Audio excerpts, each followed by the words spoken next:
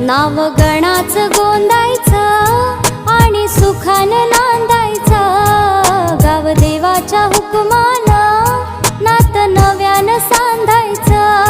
भेट दिली ही गाव देवानं, भेट दिली ही गाव देवानं, तुला पवत बांधायचं।